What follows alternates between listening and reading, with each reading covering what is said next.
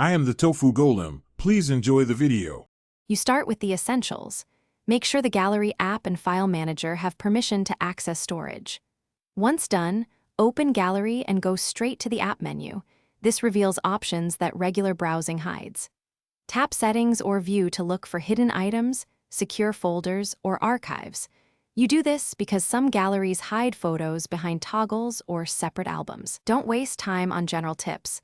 Open the menu now and enable any Show Hidden or similar switch to surface concealed media. Once the Show Hidden option is on, navigate to album lists and look for labels like Hidden, Secure Folder, Archive, or Locked. If you don't see them, use the Gallery search bar and type image extensions such as JPG or PNG or partial file names to surface files that escaped indexing. Also, make sure to check cloud-synced albums and any app-specific vaults or third-party gallery apps. Sometimes photos live in separate storage. If permission prompts appear, accept them to allow the app to index newly visible files. To finish, select the photos and move or export them back to the main camera roll so they remain visible.